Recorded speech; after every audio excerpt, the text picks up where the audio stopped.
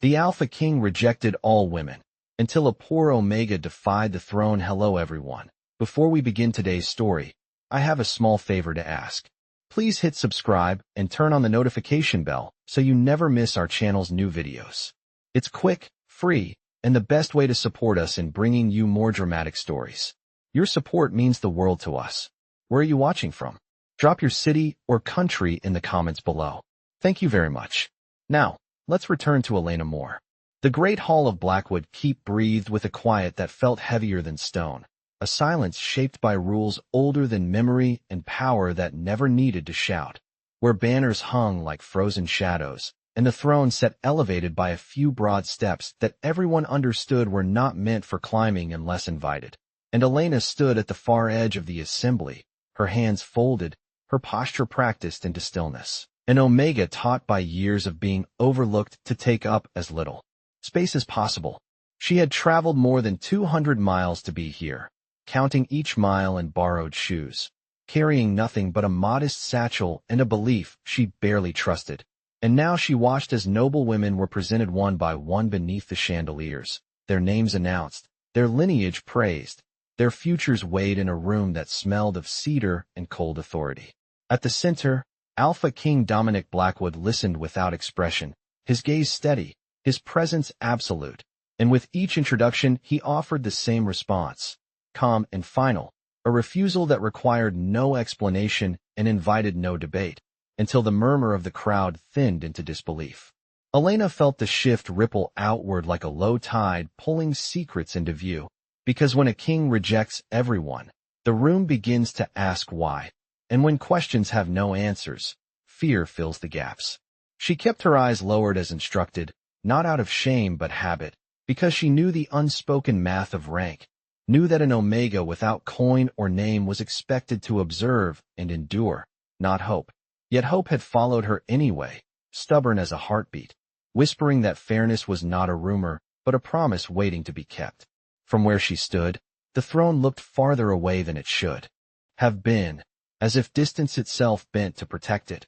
And Elena noticed how the guards' boots aligned with the seams in the floor, how every detail insisted on order, how the rules were written into the architecture, and she understood that defiance here would not be loud but clear, not reckless but precise.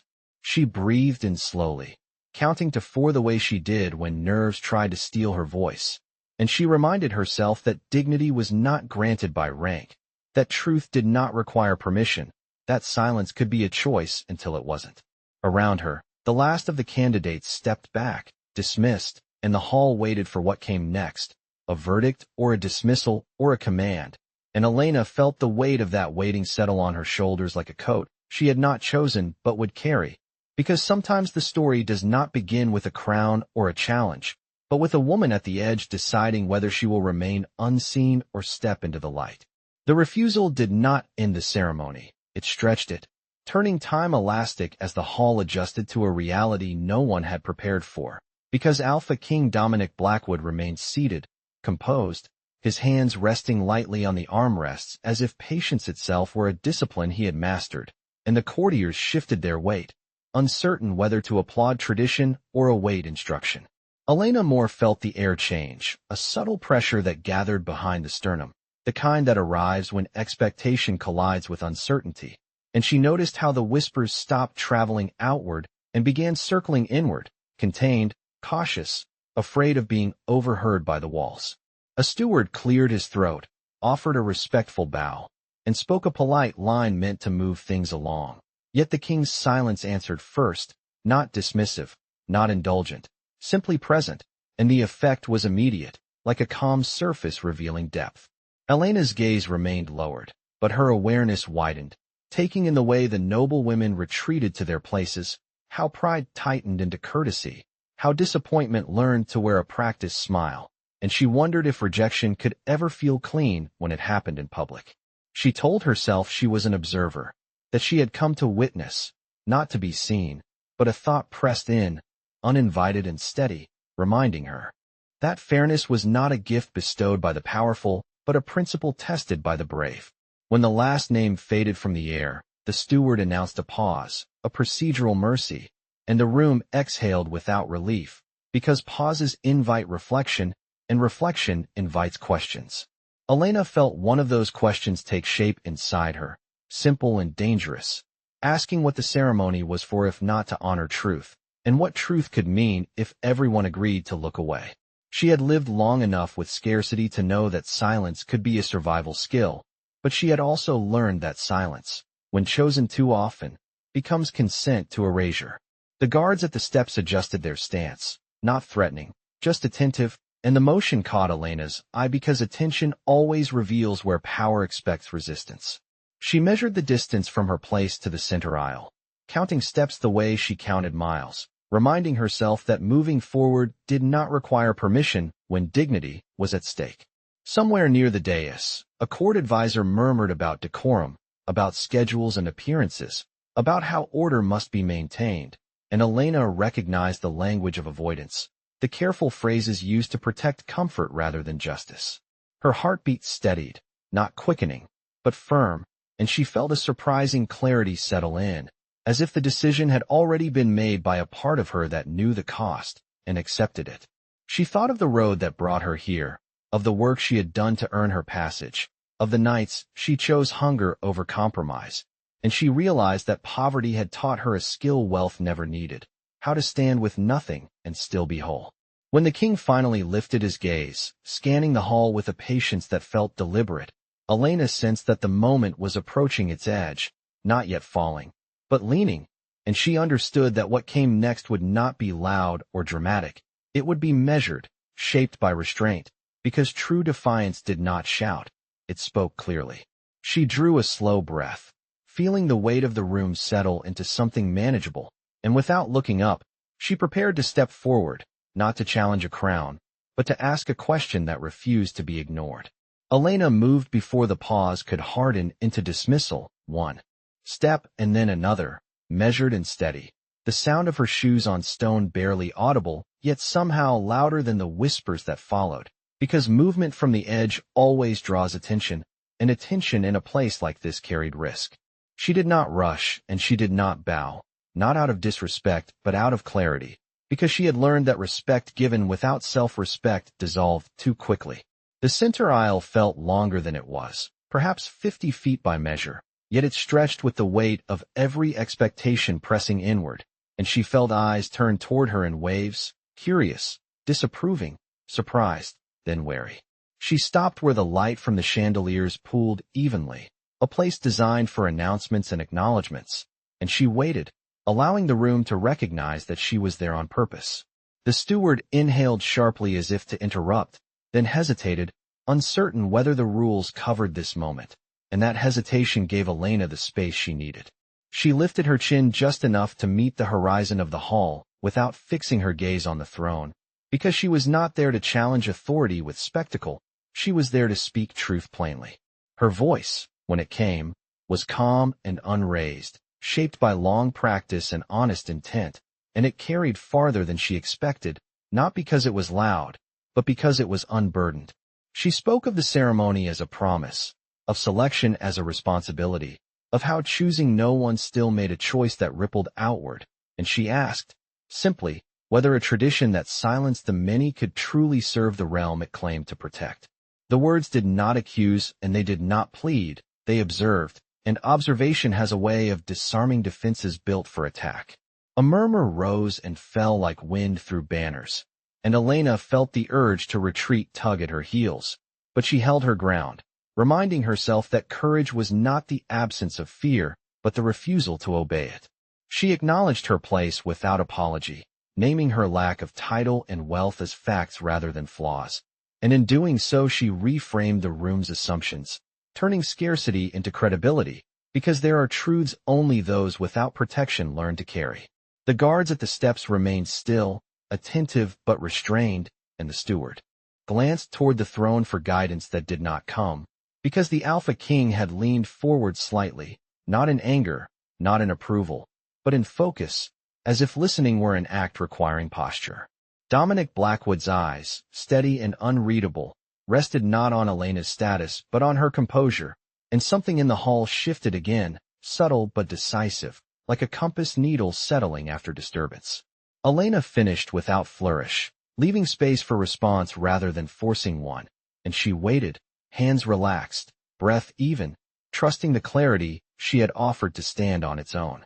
The silence that followed was different from before, less heavy, more attentive, and within it lay the possibility that the rules were not breaking but bending, testing their limits against a truth spoken plainly. Elena did not know what the king would decide, only that whatever came next would be shaped by a moment she had chosen, and that knowledge steadied her as she stood beneath the lights, present, unhidden, and unashamed. The silence broke not with the king's voice, but with a softer sound that carried farther than it should have, the polite laugh of someone who believed the rules would protect them, and Elena recognized it before she saw its source, because contempt has a familiar rhythm.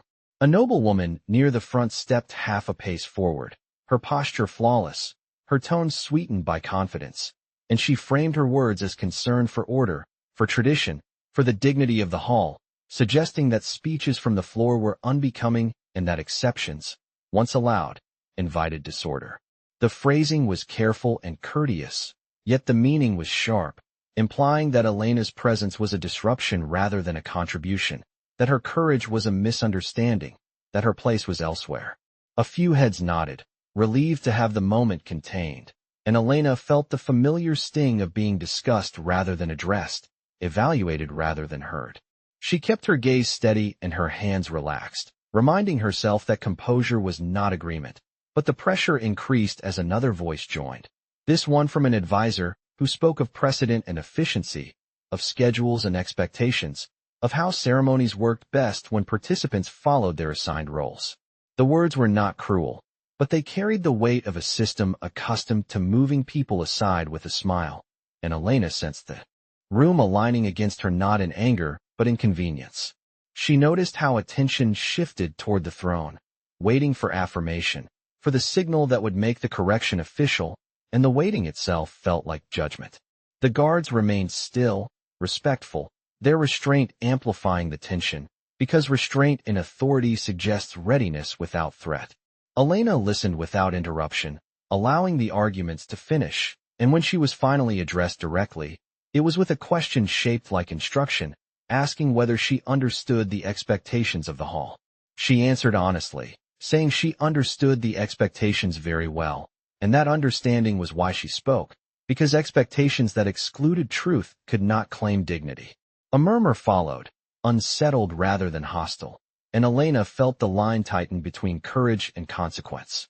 She glanced briefly toward the side aisles, noting how some faces showed discomfort not with her words, but with the possibility that she might be right, and that realization steadied her further. The Alpha King remained silent, his attention fixed, and the silence now felt like a test extended rather than a verdict delivered. Elena knew that silence from the throne could be read as permission by those eager to restore order, and she felt the room inch closer to that interpretation as a senior courtier suggested moving on, thanking Elena for her perspective and returning to the program. The suggestion was gracious, final, and designed to end the moment without acknowledging it, and Elena felt the edge of dismissal approach like a closing door. She did not raise her voice and she did not repeat herself, but she clarified one point, speaking slowly enough to be unmistakable, saying that moving on without reckoning would not preserve dignity. It would postpone it, and postponement had a cost paid by those least able to afford it. The words landed unevenly, some hearing challenge, others hearing necessity, and Elena sensed that her position was becoming precarious not because she was wrong, but because she was visible. The hall waited again, the kind of waiting that invites a decision to fall from above, and Elena held herself still, aware that whatever happened next would define not only her standing but the meaning of the ceremony itself. She did not look to the throne for rescue, but she did look inward, anchoring herself to the simple conviction that speaking truth with respect was never a violation, even when the room insisted otherwise.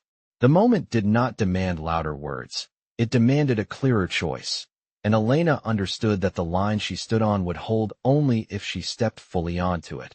So she shifted her weight forward by a single pace, enough to mark intention without spectacle, and addressed the hall with a steadiness that surprised even her.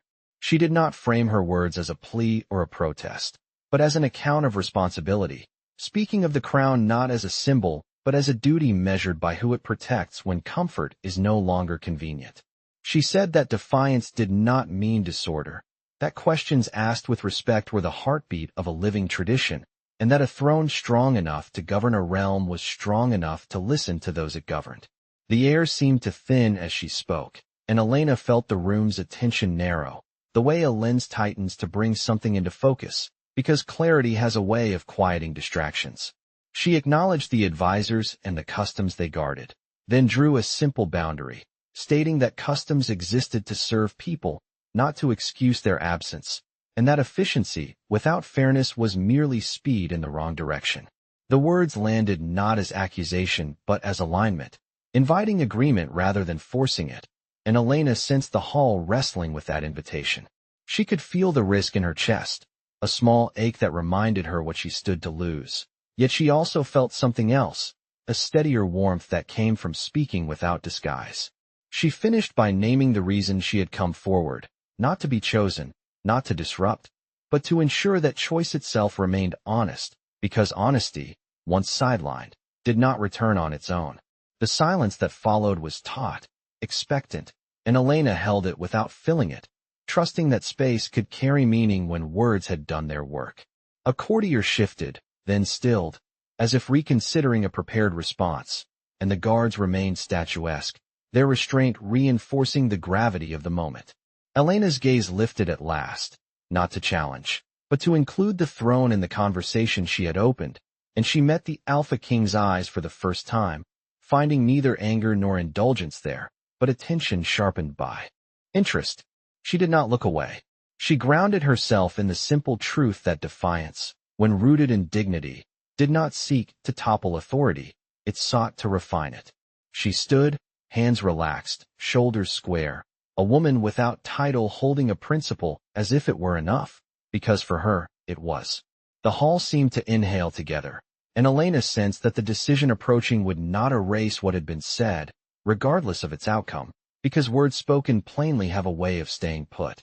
She waited, calm and present, aware that whatever followed would test not only her resolve, but the meaning the throne assigned to strength, and she accepted that test without flinching, trusting that the measure of a realm could be found in how it answered a voice that refused to be silent. The room seemed to contract around the space Elena occupied, not with threat, but with consequence, as if the walls themselves were leaning in to hear how the moment would resolve, and the quiet grew precise, edged, the kind that makes every small movement feel amplified. A senior steward took a careful step forward, his expression composed, his tone respectful, and announced that the ceremony would pause pending guidance from the throne, a phrase that sounded neutral but carried the weight of procedure, and Elena understood how easily procedure could become a verdict when comfort demanded it. The guards at the steps adjusted their stance in unison, not advancing, not retreating, simply present in a way that reminded everyone where authority waited when words ran out, and several courtiers exhaled with relief, mistaking readiness for resolution. Elena did not move. She held her position with an ease that surprised those watching, because she did not appear braced for impact or softened for mercy. She appeared resolved, and resolution unsettles people who expect fear. A whisper threaded through the front rows, cautious and restrained, wondering whether an Omega's speech could be allowed to linger without consequence, and another whisper answered that rules existed precisely to prevent such precedents, and the exchange revealed the room's deeper anxiety, not about Elena, but about what her words had made visible. Elena felt the pressure build, a slow tightening beneath her ribs, yet her breath remained steady, anchored by the simple fact that she had said what she meant and meant what she said, and there was relief in that clarity even as the risk sharpened. She sensed eyes returning to the throne again and again, seeking the smallest signal, a nod, a gesture, anything that would end the waiting, and the waiting stretched, deliberate and instructive. The Alpha King did not speak. His stillness took on a different quality now, no longer neutral, but intentional, as if he were measuring the hall as much as the hall measured Elena, and that mutual appraisal deepened the tension rather than releasing it. An advisor leaned toward the dais and murmured about decorum, about maintaining confidence beyond these walls, about how uncertainty could be misread by those who valued strength, and Elena recognized the familiar argument that equated strength with silence, an argument she had challenged without naming it. She noticed a young attendant near the aisle watching her with open concern, and she offered a small nod, a human acknowledgement amid the formality, reminding herself that courage often rippled quietly through unexpected places. The steward cleared his throat again and asked Elena whether she wished to withdraw her remarks for the sake of order, the question framed as an opportunity, and Elena answered evenly that order which required withdrawal of truth was not order she could support, and she left it at that, refusing to bargain with her own words. The air felt cooler then, as if the hall had crossed an invisible threshold, and Elena sensed that she had reached the edge where outcomes diverged sharply, yet she did not regret the path that led her there. She stood with her shoulders relaxed and her gaze level, ready to accept whatever followed without apology, because acceptance did not mean agreement, it meant accountability. The guards remained still, the advisors fell quiet, and the waiting sharpened into something like anticipation, not of punishment, but of definition, because everyone present understood that the next decision would say something lasting about what the throne valued when challenged by a voice that refused to bend. Elena held the moment without flinching, aware that this was the point where courage is tested not by opposition, but by delay, and she met that test with patience, trusting that the truth she had placed in the center of the hall would not disappear simply because it was inconvenient. The change came without announcement, a subtle shift that moved through the hall before anyone could name it. Because Alpha King Dominic Blackwood did not rise at once, he adjusted first, a small movement at the edge of stillness that signaled intention, and those who watched closely felt it like a pressure change before a storm. His hands left the armrests and settled briefly at his sides, grounding rather than commanding, and the silence deepened, not from fear, but from focus. Elena felt it register along her spine, a quiet awareness that the waiting had reached its purpose, and she held herself steady, prepared to listen as carefully as she had spoken. When the king stood, the sound was minimal, the scrape of chair against stone barely there, yet the effect was immediate and total, because standing was not his habit and rarity grants weight. Conversations dissolved into nothing, the advisors straightened, the guards remained poised but relaxed, and the room oriented itself toward the center as if drawn by gravity. Dominic's gaze moved deliberately across the hall, not seeking approval, not scanning for dissent, but measuring the atmosphere he ruled, and then it found Elena again, direct and unguarded. He did not look past her or above her, and the recognition in that simple alignment unsettled more than any decree could have. He spoke then, his voice even, unhurried, carrying the authority of someone accustomed to being heard without demand, and he acknowledged the pause, naming it necessary rather than awkward, a moment to consider what had been revealed rather than what had been planned. He addressed the advisors first, not to reprimand, but to reframe, reminding them that tradition was a living structure, not a relic, and that its strength depended on responsiveness as much as consistency. The words were measured, careful, and they landed with the weight of precedent, because when a king defines tradition, the definition lasts. Then he turned his attention fully to Elena, and the hall leaned in, not from spectacle, but from the sense that something precise was unfolding. He did not praise her and he did not question her motives. He acknowledged her composure, her restraint, and the clarity of her argument, noting that defiance expressed without contempt was rare and valuable. Elena felt a steady warmth replace the tightness in her chest, not triumph, but relief, because being seen accurately is its own kind of justice. Dominic continued, stating plainly that he had rejected every candidate not out of disdain, but out of unwillingness to bind the realm to a choice shaped by expectation rather than truth, and in doing so he accepted responsibility for the uncertainty that followed.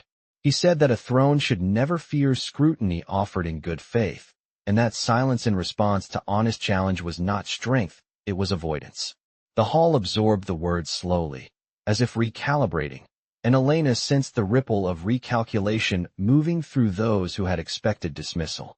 Dominic did not invite applause and none came, because applause would have cheapened the moment, turning reckoning into performance. Instead, he issued a simple directive, instructing that the ceremony would continue in a revised form, one that allowed voices to be heard without rank dictating value, and the instruction carried finality without force. He looked back to Elena one last time, not with ownership or claim, but with acknowledgement, and said that her presence had served the realm by clarifying its principles, a service that merited respect. Elena inclined her head, a gesture of recognition rather than submission, and felt the hall settle into a new equilibrium, altered but intact. As the king resumed his seat, the weight shifted again, lighter now, purposeful, and Elena understood that whatever came next, the balance had changed, not because power had been challenged loudly, but because it had been engaged honestly, and that engagement had been met, at last, with equal measure. The hall did not return to its former rhythm after the king's words. It recalibrated, as if the air itself had learned a new rule and was testing how to hold it. And Elena sensed the shift not as celebration but as orientation, a quiet reordering of attention.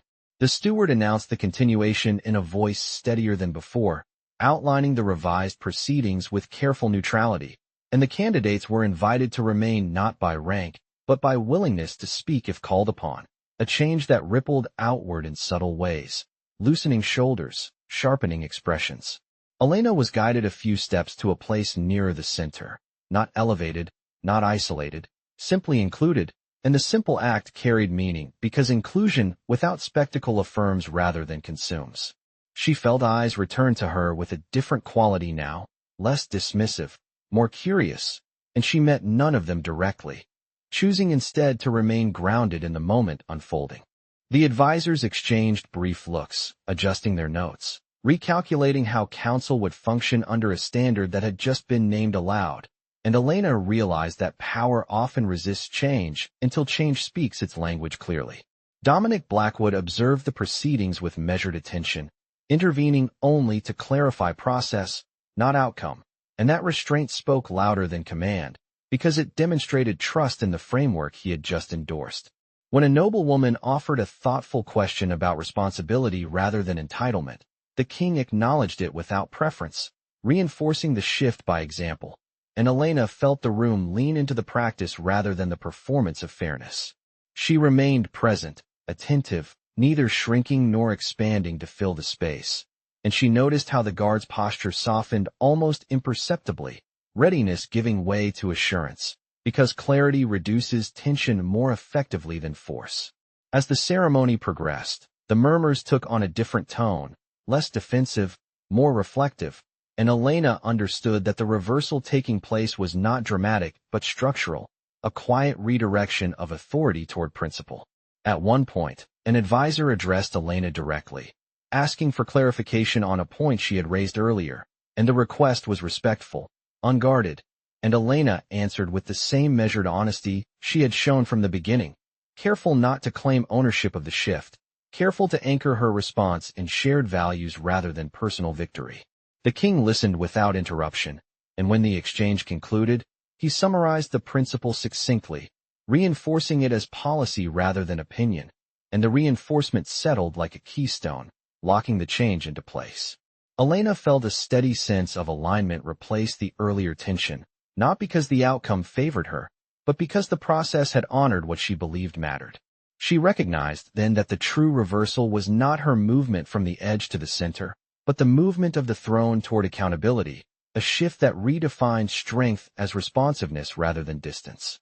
As the final procedural notes were announced, Dominic rose briefly once more, not to claim or conclude, but to state that the hall would remember this day not for disruption, but for correction, and the word carried weight, without flourish.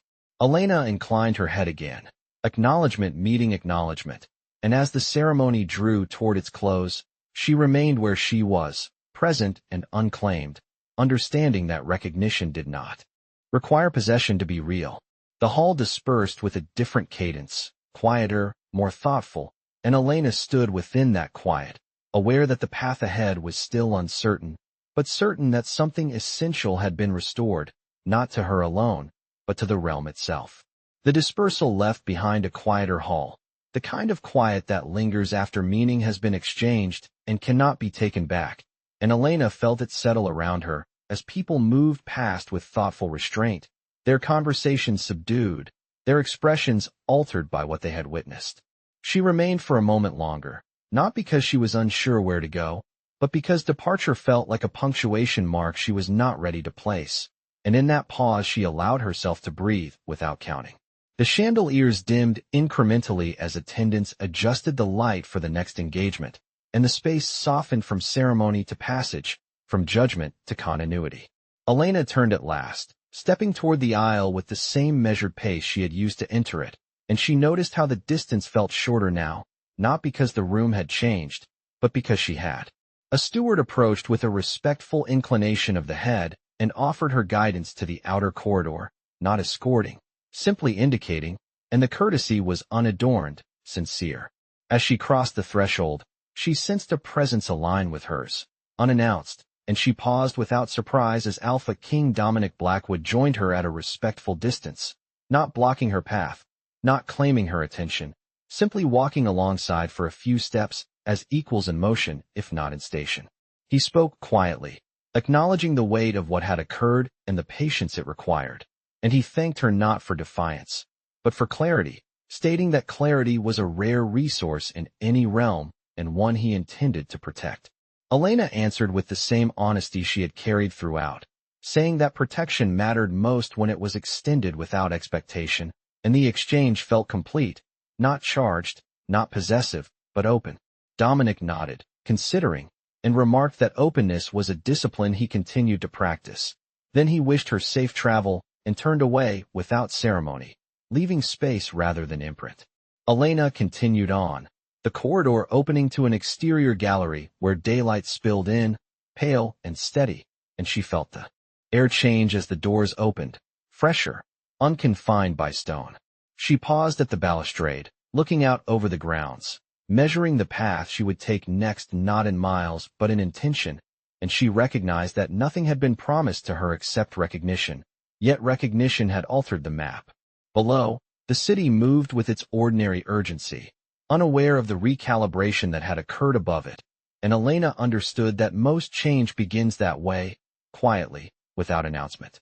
She rested her hands on the cool stone and allowed herself a small, private smile, not of triumph, but of alignment, because the principles she had carried were now shared, if only in part. As she turned to leave, a thought settled with gentle insistence, that the story unfolding was not about selection or claim, but about what followed when authority chose to listen, and listening chose to continue. Elena stepped forward into the light, unclaimed and unafraid, carrying with her the knowledge that a throne had shifted because it was challenged with respect, and that respect had been returned. The future remained unwritten, open to intention rather than expectation, and as she descended the steps toward the road beyond the gates, Elena felt the quiet certainty that whatever path she chose next would be shaped not by what she lacked, but by what she had already proven, that dignity speaks, that strength listens, and that destiny, when it stirs, does so first in silence.